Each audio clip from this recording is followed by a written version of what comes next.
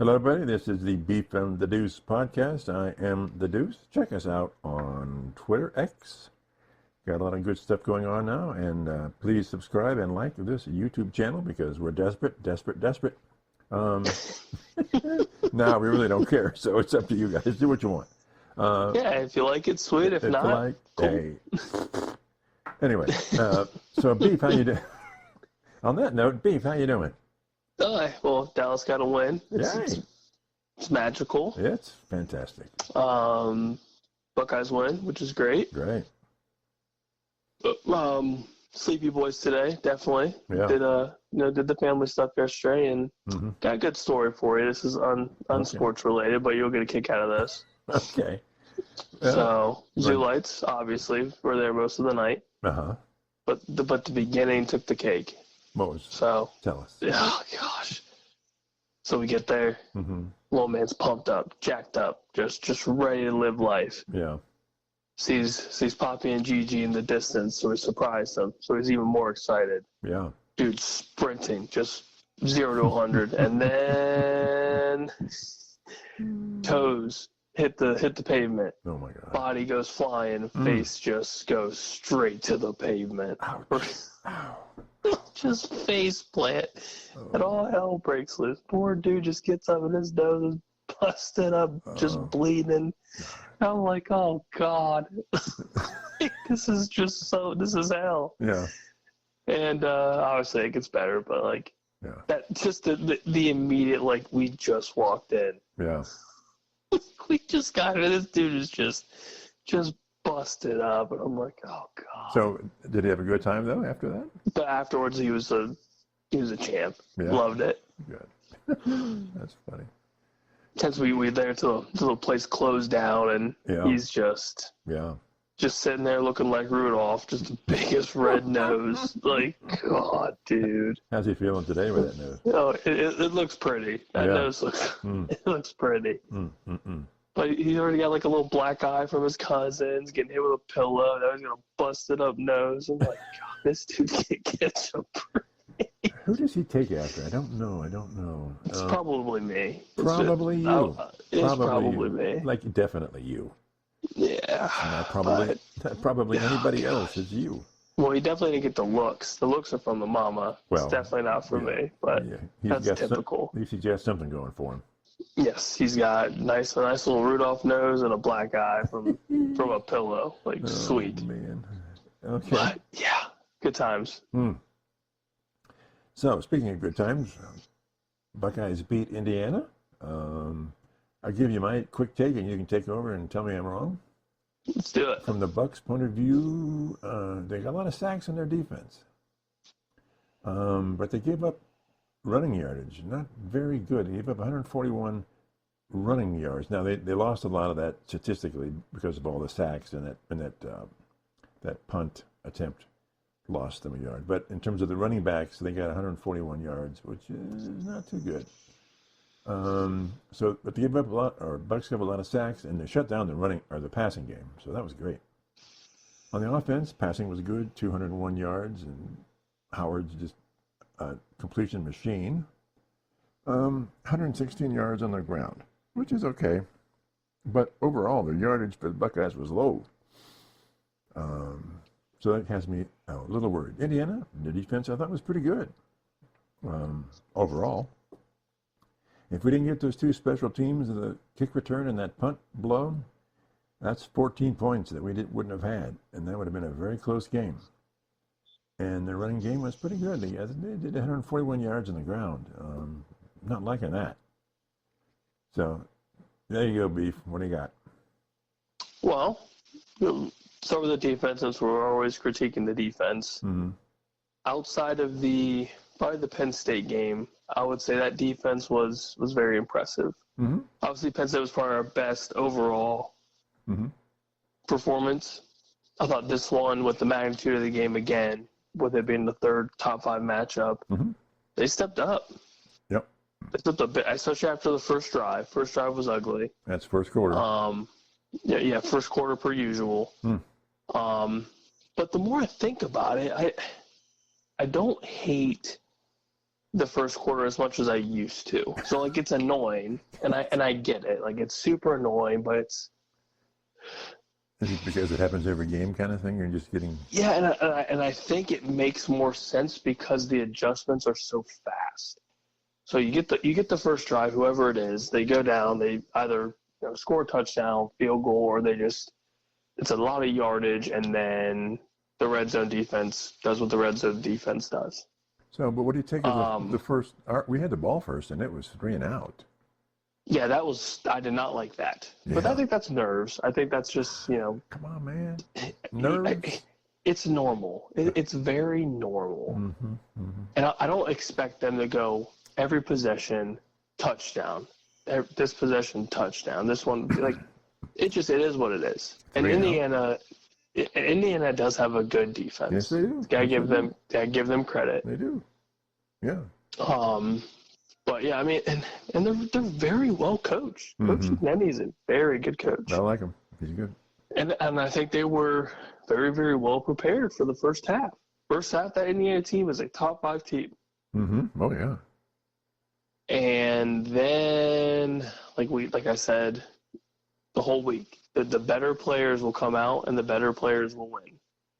And that is exactly what happened. Mecca Ibuka doing his thing. Mm-hmm. Travion, Quinshawn in the backfield did their thing. Will Howard, you said it perfectly. He's a completion machine. But why only one throw to Smith? Well, I don't hate it. I don't hate it because if it's not him, then it's a Mecca. If it's not a Mecca or if it's not Jeremiah, it's Carnell Tate. Yeah. Pick and choose. You can just pick and choose whoever you want, and I think that's the luxury that Will Howard has is. Mm-hmm. It could be anybody's game, and nobody would be surprised at this point. Mm-hmm. Everyone knows it's Jeremiah, or it could be Jeremiah every game. Mm-hmm.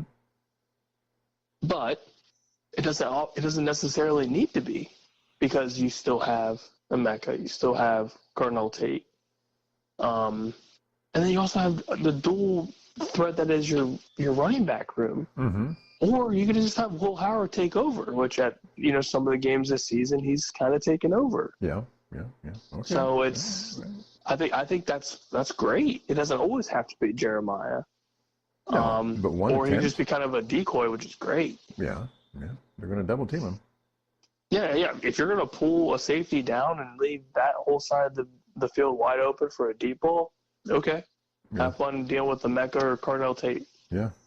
Or anybody else that's lined up on the or even our tight offensive side. Yeah.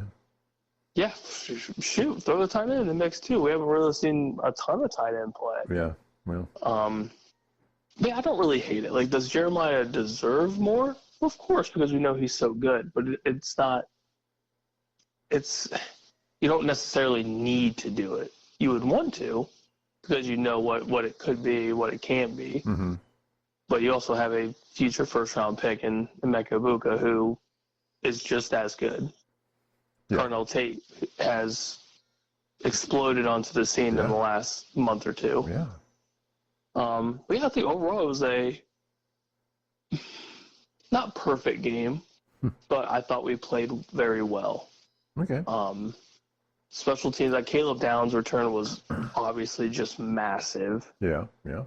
So credit to Ryan Day for promising a special teams touchdown at some point this season, which I thought was funny. Mm-hmm. Jack Sawyer, JTT, the entire defensive line got after it, which is what we've wanted to see more and more every week. Mm-hmm. And it's beginning to look that way. That defensive line is starting to get pressure after the first defensive, stand or whatever you want to call it. But isn't that because we're blitzing more? And I liked the blitzing packages. I truly did. Yeah. And it was, they were called at the perfect times. So I credit Jim Knowles on the defensive play calling, because those 5-man, even we had, I think, maybe 1 or 2 6-man blitzes, mm-hmm. and they just came in hot. Mm-hmm. Mm-hmm. And I don't mind it. Like, if we could at least get some sort of pressure on a 4-man rush, that's okay. Mm-hmm. But when he started sending the 5-man, 6-man, you're able to see the secondary actually do what we know they can do, and that is man up. We didn't have any broken down deep balls because Igby was doing pass interference. That is probably why it's not as perfect as it should have been. Oh my God! They need to put mittens on that dude. put some cooking gloves on him or something. Yeah. It gets old. It gets old real fast. That one, he just held the guy all the way down the field. I'm like, okay. Yeah. I hate the fact too that he tries to argue it. That's what drives me insane. It's like, dude, stop. Yeah. Like, you know what you're doing. Yeah. But I would say that's probably the biggest hiccup for me. It's still the costly PIs. It's our secondary getting kind of turned around, and then causing these massive penalties. So you weren't worried about that? We gave up 141 yards on the ground rushing. No, not really, because Indiana couldn't get any sort of passing game going, so they stuck to a one-dimensional offense. Okay, I agree. And would I like the number to be under 100? Of course. But I don't think Indiana had more than like 60-something passing yards. Yeah, they really got shut down really bad. Yeah, so I mean, they're going to put up some offensive yardage. I mean, they have to at some point. So I'm not terribly worried about that. Yeah.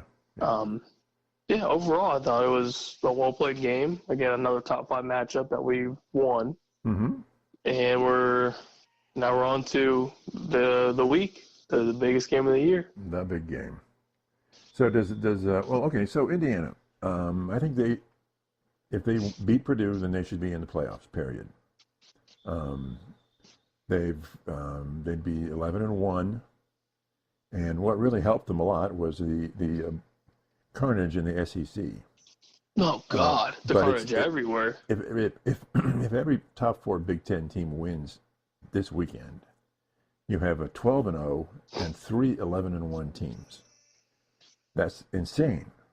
Which is wild. That's insane. It's just wild. And you're with the SEC, you're talking about who lost to Vanderbilt, Georgia or Alabama, but SEC they're losing to these Florida.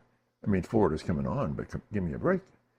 And in the Big Ten, Ohio State lost to Oregon, number 1 team, and Indiana and Purdue lost to Ohio State, and they were all the next highest ranked team. So they didn't have any bad losses. They didn't go, oh, that was terrible.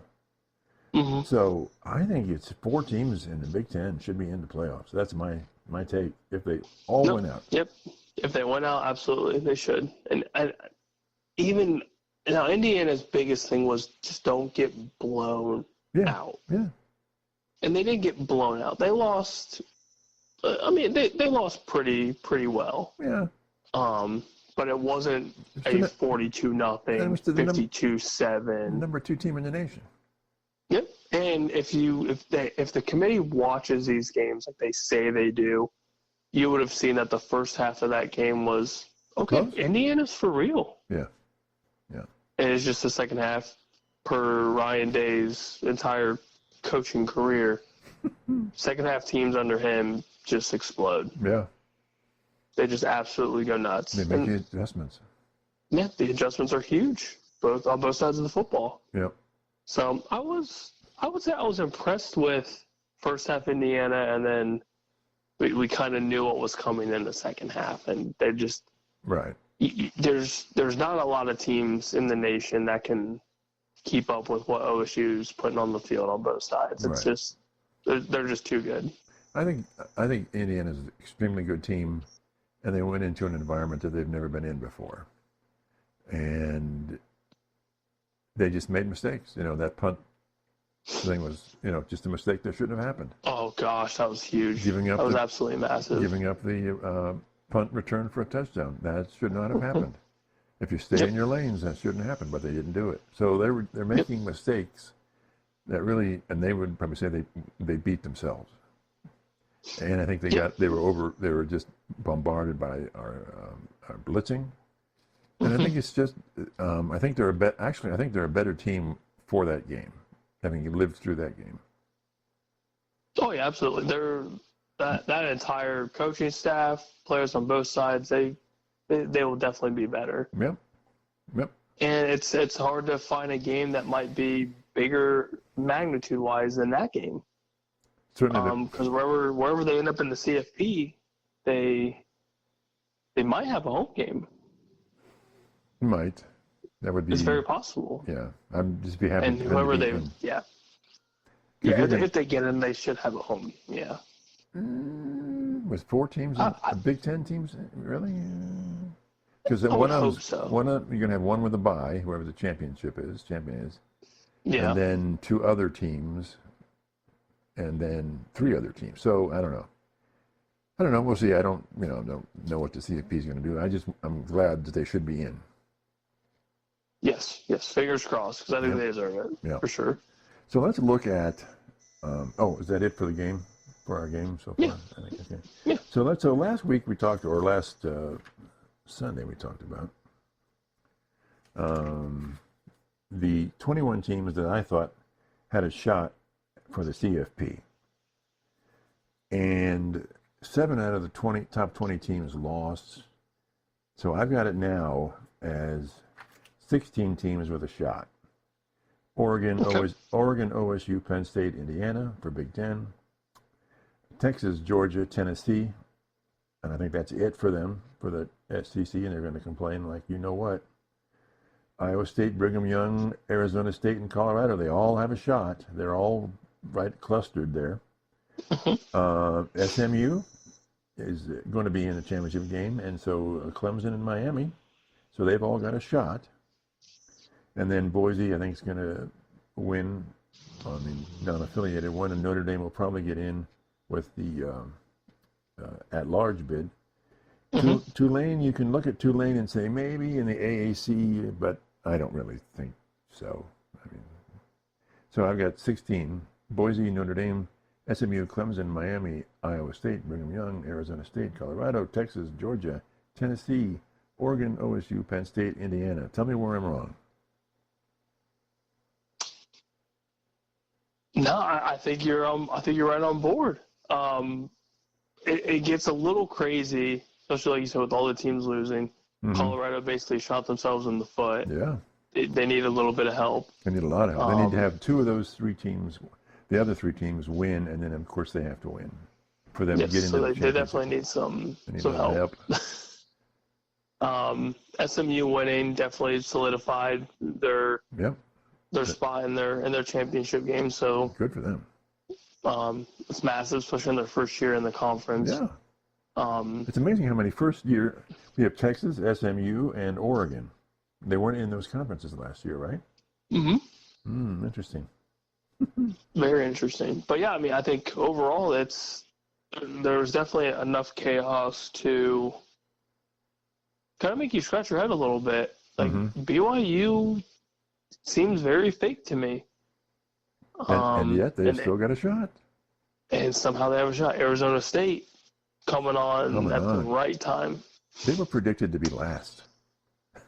Yeah. Last. Well, yeah, because they had like 2 or 3 wins last season, and then something happened. Coaching staff changed up a little bit, and boom, there you go. Yeah. So let me ask you about the Big 12. So Brigham Young, Arizona State, and Colorado are all new this year, right, to the Big 12? So Iowa State's the only legacy team in the hunt for the Big 12, right? So all these outside teams have taken over here. Yeah. Yeah, and it makes a lot of this expansion stuff worth it now when you kind of had a little bit of headache with everything happening. Yeah, the realignment's looking really good.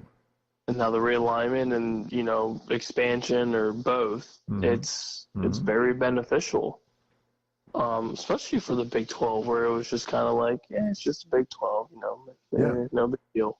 Especially boom. Yeah. So who's your then? What's your take on the Big 12 here? Are those 4?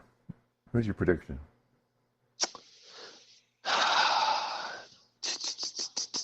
I'd say Colorado's my first out because they've got so much. They got so much to fall their way that probably won't. Yeah, and I'm starting to think it's Arizona State's probably coming out of that as the champion. Just watching that game over the weekend. Yeah. They seem like the more complete team in the Big 12. Mm-hmm. It seemed like BYU initially, and then they just got quiet. Yeah. They're just very, very quiet, very dull. Mm-hmm. What about Iowa State? They're just quietly there. Yeah, Iowa State's just kind of chugging along. Right. Outside of the Kansas game a couple weeks ago, Kansas is a killer. Kansas is wild. Yeah. It's basically the Vanderbilt.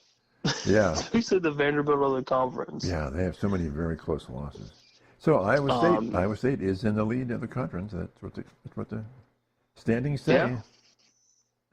Yeah. I would really like to see an Arizona State Iowa State matchup. I think that would be wild. That's very good.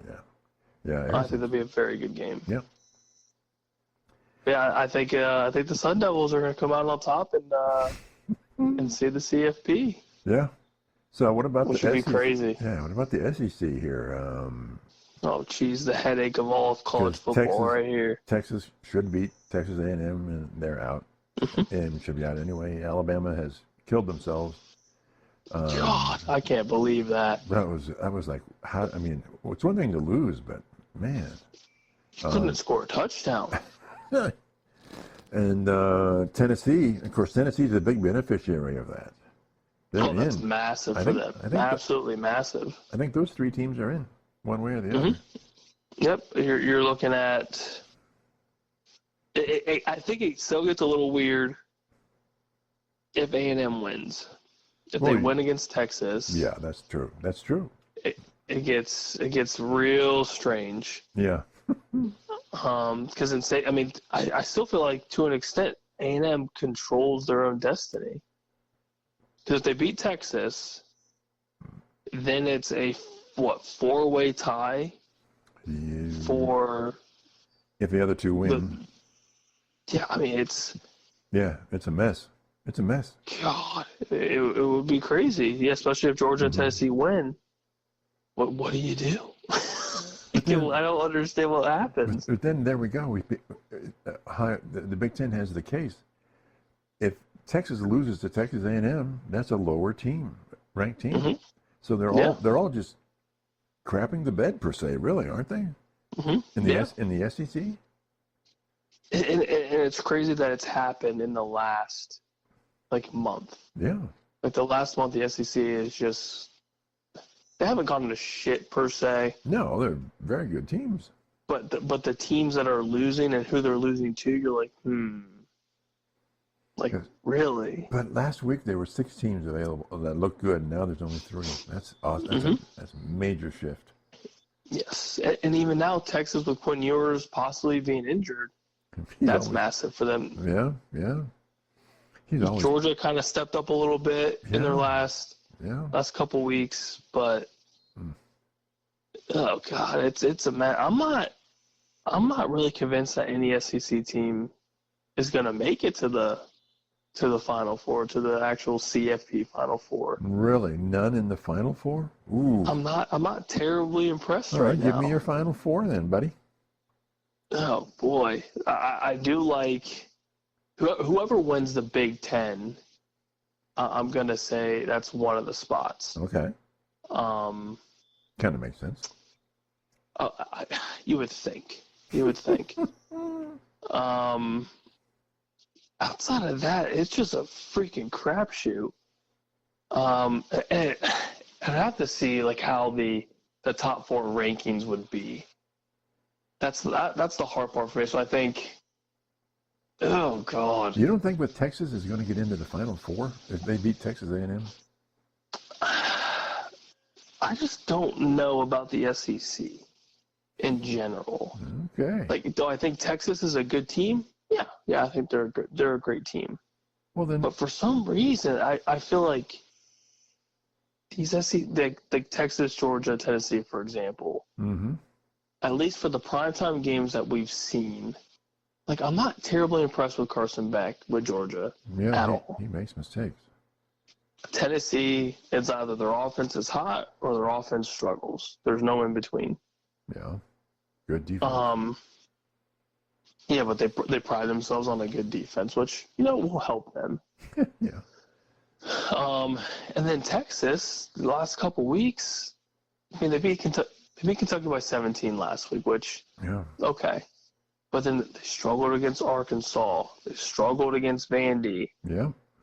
Um, and they should have beaten Kentucky by more than 17. Yes, but like you would think, with the team that they have, it'd be studs. They'd be walking through. Yep. So that's why this Aggie game is no pushover.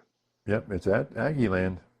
Hook 'em. But yeah, I'm not convinced with a lot of the teams more than likely going to be in the CFP outside of. All right, so you have eliminated 3 immediately. So, and 1 from the Big Ten. You're going to put some more in the Big Ten in there, right? Because you're running out of teams. Yeah, I like, depending on where Oregon falls, which I would assume if they lose in the Big Ten championship game, they're going to get that 5 seed. Mm-hmm. So my guess would be I could see Oregon probably squeezing into the 4. Buckeyes for sure in the 4. Notre Dame, Boise? Boise, no, just because I don't think they have the offensive or defensive firepower to either stop anybody or put up enough points against a good defense. Okay. No discredit to what they've done. Right. But they're doing it against teams that are nowhere close to the level of who the CFP teams are going to be. Right. But I assume you think Boise will get in to the championship. They will get in. Yeah, they will get in. Yeah, I think Oregon. I think Ohio State. I do like what Notre Dame's doing right now, so I could see them staying hot. With a good defense, they have a great rushing attack, similar to Ohio State's dual threat backfield. So I would say maybe Notre Dame squeaks in, and then I think by default probably Texas. As much as I don't like what they've done in the last couple of weeks, I think out of all those teams in the 12, I think Texas will somehow prevail into that Final Four. So the Big 12 and the ACC are just out. Yeah, lack of defense, I think, is my big thing. Mm-hmm. You got to have something. You got to stop any of these teams. If you don't, it's going to be a long day. Yeah.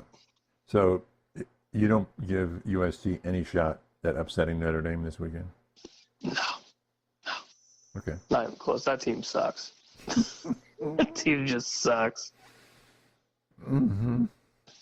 But I mean, obviously, without like the rankings official, and if I'm picking any 4 teams, I would say those 4 teams probably, as of right now, for me, would have the best shot of having or those 4 being in the Final Four going into the championship. Okay, so you got Oregon, OSU, Texas, and Notre Dame, right? That's your yeah. Well, that's the top 3 teams in the country, and Notre Dame, right? Yep, Notre Dame's 5 as of right now in the AP at 5. Notre Dame's at 5. That's right. Yeah.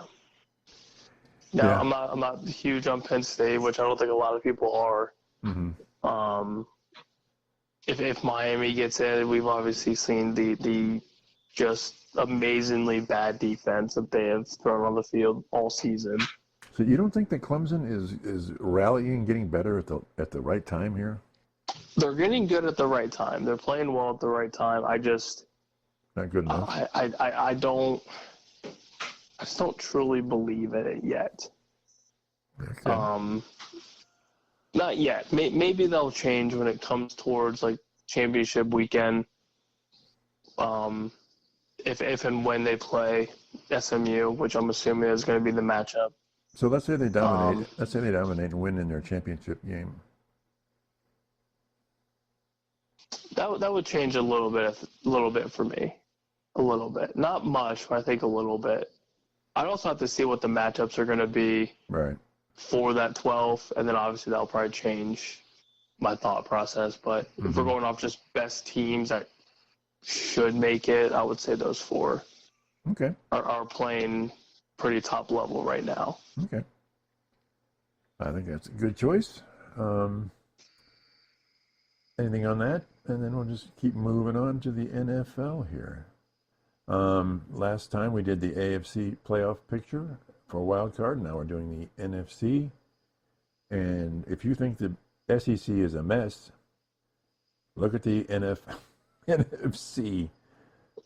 Okay, the only team that I can see has a clear shot at winning their division are the Eagles. Everybody else is so close or so far, but just junk. I mean, you've got the NFC West, which nobody seems to want to win, and they're all about the same, 5-6, 6-5, or whatever they are, 6-5 right now. And the Falcons and the Buccaneers, they're all trying not to win, and the Lions, the Vikings, and the Packers are on fire. They're all hot. So let's talk about it. And the Commanders have a shot. Commanders have a shot for the wild card.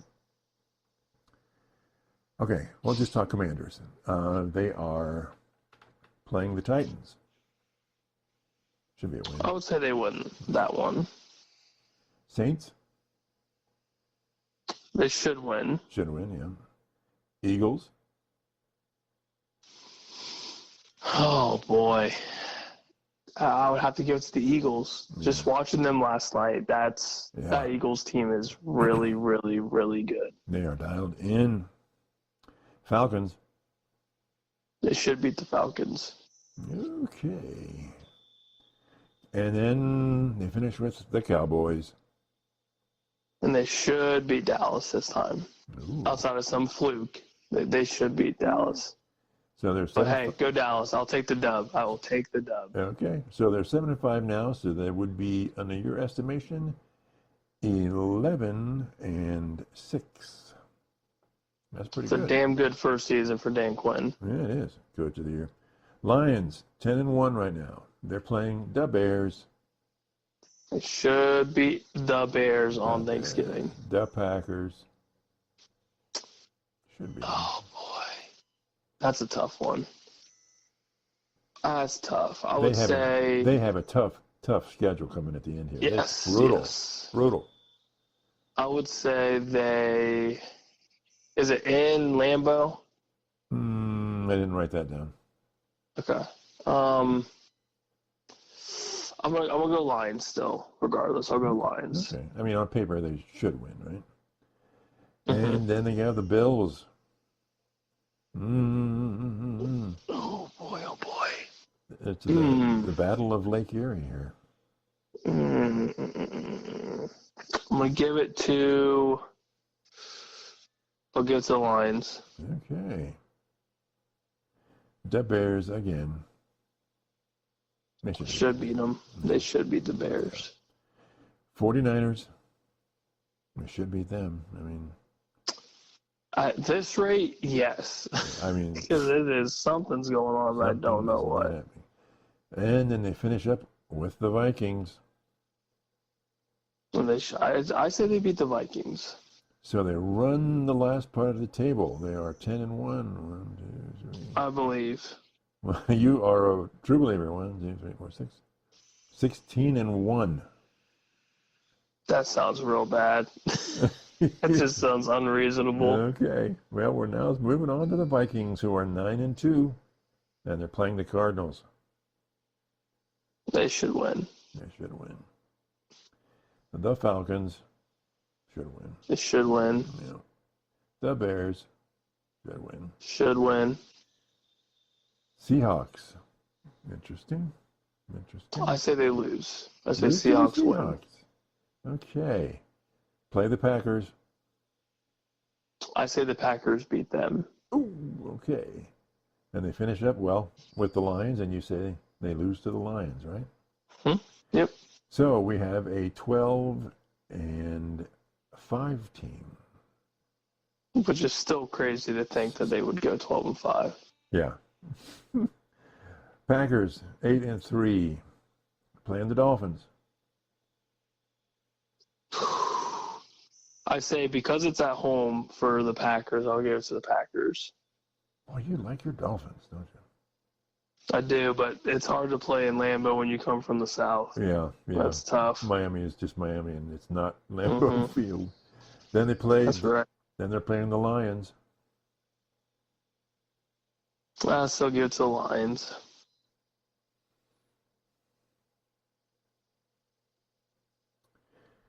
Seahawks. Yeah, I would say Lions for sure. Yeah, then Seahawks. Oh, God. I like the Seahawks. I like what they're doing right now.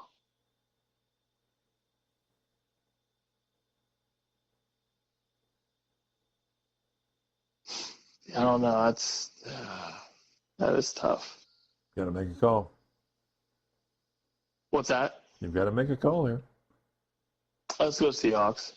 Really? Okay. Saints. Should be the Saints, right? Yeah, I would hope so. Yeah. Vikings.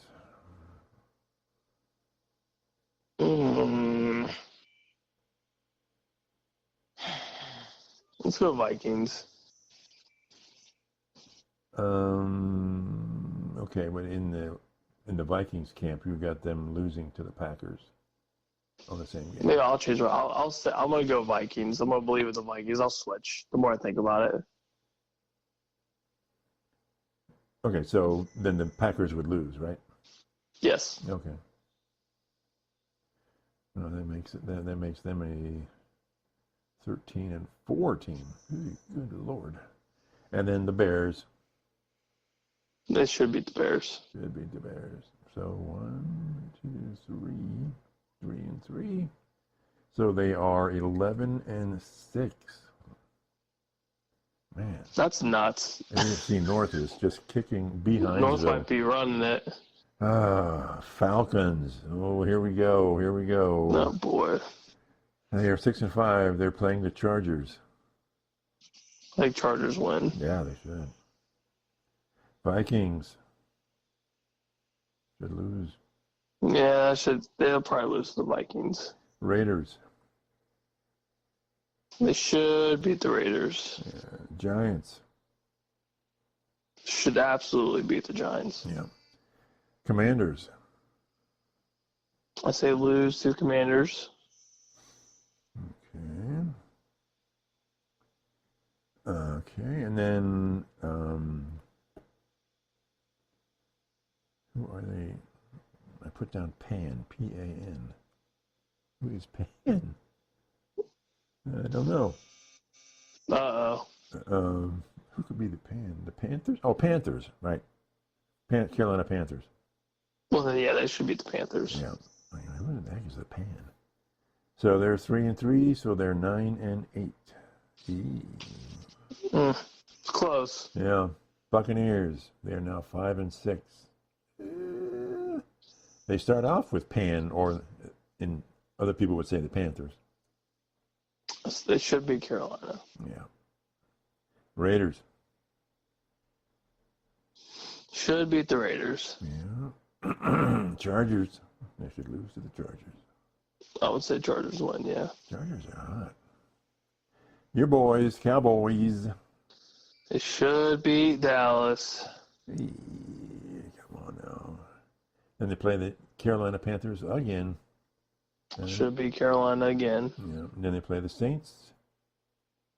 Should beat the Saints. Okay, 5 wins. 1, 2, 3, 4. So they're now 10-7. So they're looking like they're going to win the South. Yeah, I don't hate it. Yeah, that sounds good. Seahawks. And here's the throw it up in the air and see what happens. Seahawks 6-5, playing the Jets. Should beat the Jets. Yeah. Cardinals. Should beat the Cardinals. Packers. I say Seattle still beats the Packers. Yep. Vikings. I say they beat the Vikings. That secondary is not great for Minnesota.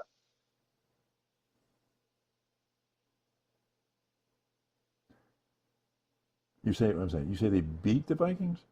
I say they beat the Vikings, yeah. Okay. The Bears. They should beat the Bears. Wow. And the Rams.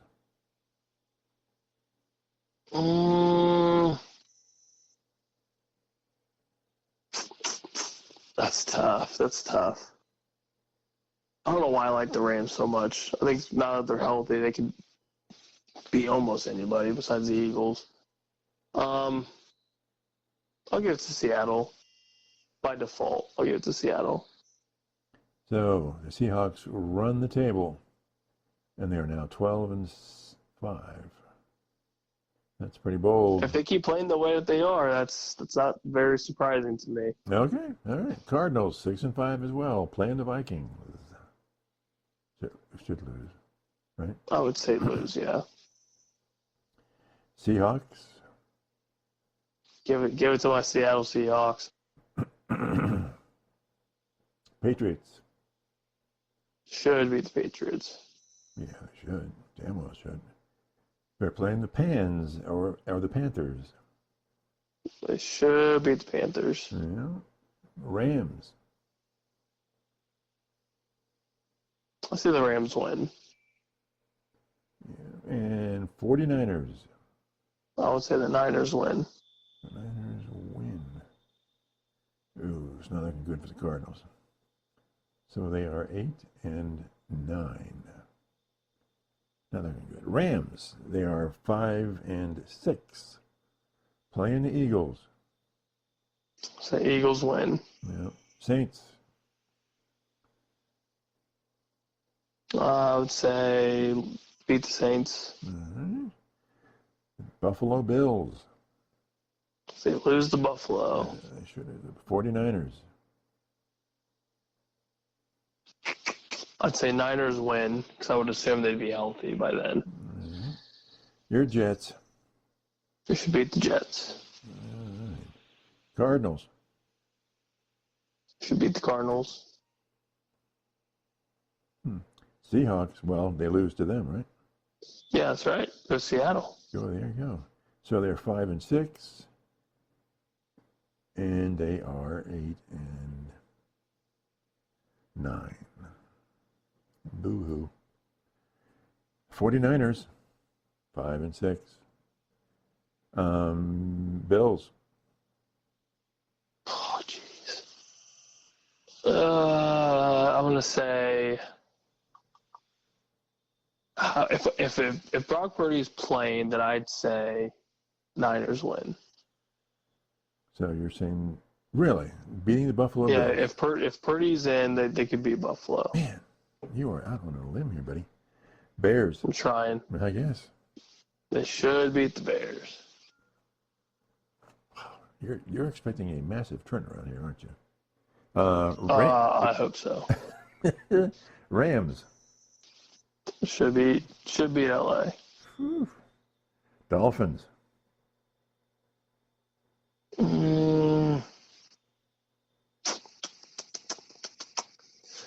That's tough. Dolphins are playing pretty good. I'll say they lose to Miami. Wow. Okay. Lions. I'll say they beat Detroit.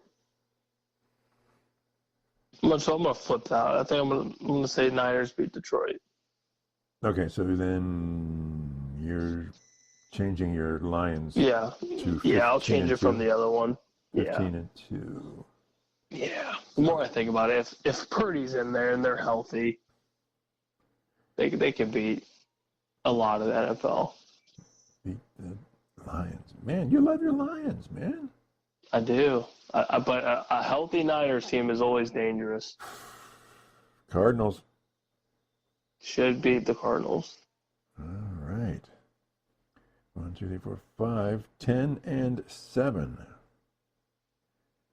All Close. right. So let's look at the NFC West. Seahawks 12-5. They're winning the division. 49ers at 10-7.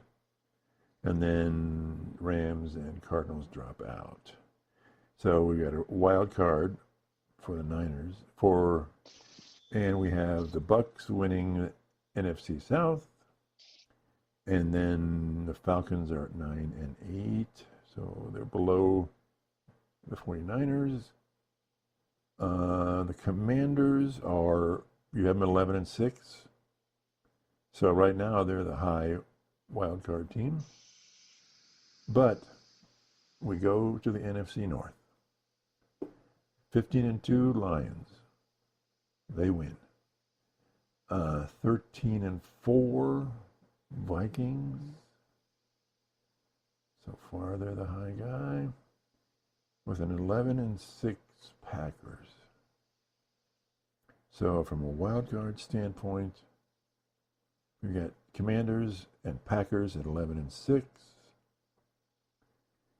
And 49ers at 10 and 7. So you got Commanders, Packers, and 49ers in the wild card. That's a brutal wild card. It is. Do you think that you like it? That's brutal. I love it. No, wait a minute. Great. That's not true. That's not true. Because we've got the Vikings. The Vikings are the top. So if the Vikings are the top wild card.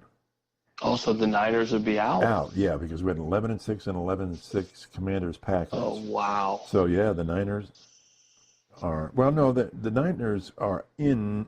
Because the Seahawks are at 12 and 5. So the Seahawks win their division, and the Niners are out at 10 and 7. Ooh, that's nuts. how you feel? Ouchies. How you feeling about that? That's fine. Yeah, I mean, especially if the Vikings can do what we think the Vikings can do, then it's not terribly unreasonable. And you think the Commanders are going to make it at 11 and 6? They should. Okay. All right. They should. I don't know. The last couple of weeks have been kind of a struggle bus, but I think that Dallas game and that offense kind of ramped up a little bit, and they kind of got right a little bit. Yeah. But yeah, Philly's tough to beat though. They should run away with the East. Yeah. So the East would be Eagles. The South would be the Buccaneers, Lions, North, and Seahawks winning the West. How do you feel about that? Yeah, that's fine. It sounds good to me. Okay. Seattle's playing good.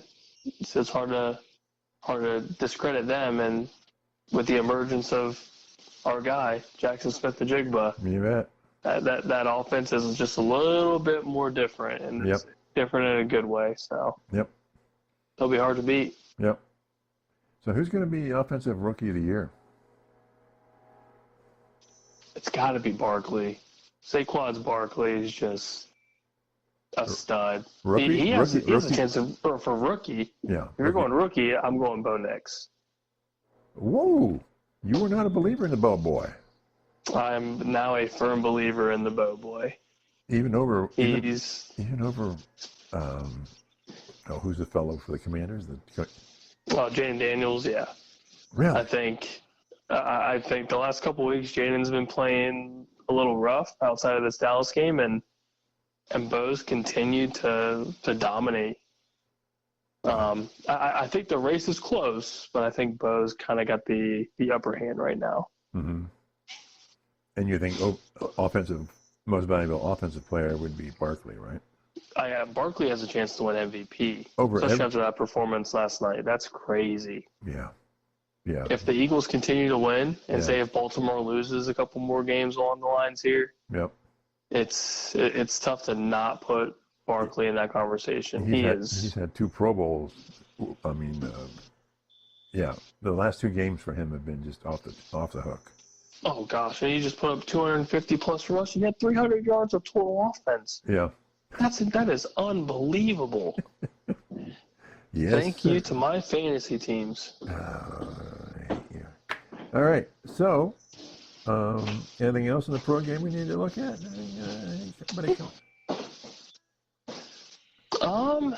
No, not really. I'm a little. I don't know if I should be happy or sad that Dallas won. As a true fan, I should be happy, but I also want a nice top 10 pick so I can get my future running back.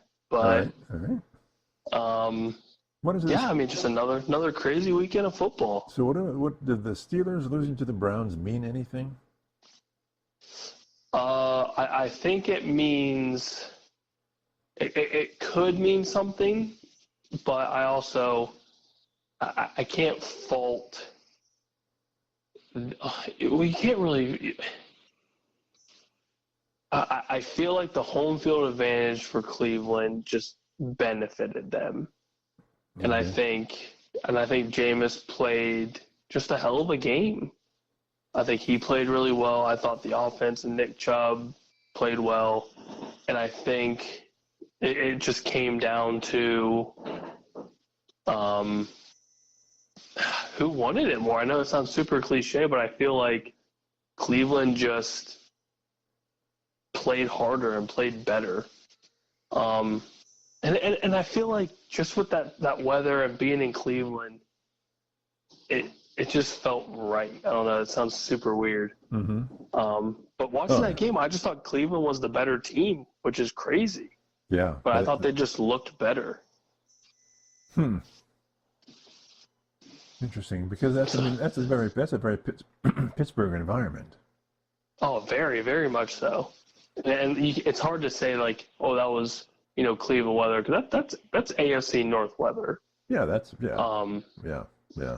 But I think I thought the defense played great for Cleveland. Myles Garrett was getting after it, and I just don't think they gave Russ enough time to really do anything. The rushing attack for Pittsburgh wasn't really anything, and Russ couldn't really throw the ball that well in that weather. Outside of a handful of plays, but I thought Nick Chubb looked good, and Jameis did what Jameis needed to do.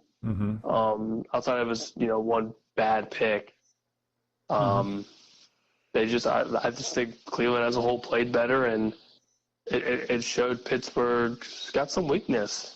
If they don't get that rushing attack going, it's hard for Russ to be one-dimensional. So is it rushing game or pass protection? Both? I would say both. I think pass protection was definitely a kind of a key factor in that loss. But it's hard. Myles Garrett is one of the best defenders that's played in the game in a long time. Yeah. And it's hard to stop him. And if you can't stop him, it's game over for anybody. Whoever's playing Cleveland, if you can't stop Myles Garrett, you're in trouble. So you were talking about having him traded away, right? You still believe in that? I don't think they should, but if they want picks, that's the way to go. All right. Because you can just get a haul. Like, do I think they should do it? Probably not. I mean, you guys still have, 8 or 9 picks next year to do something with. Yeah. And you're not going to rebuild Cleveland in, 1 year. Right. But if that's their plan and they want to do it, then that's the way to do it.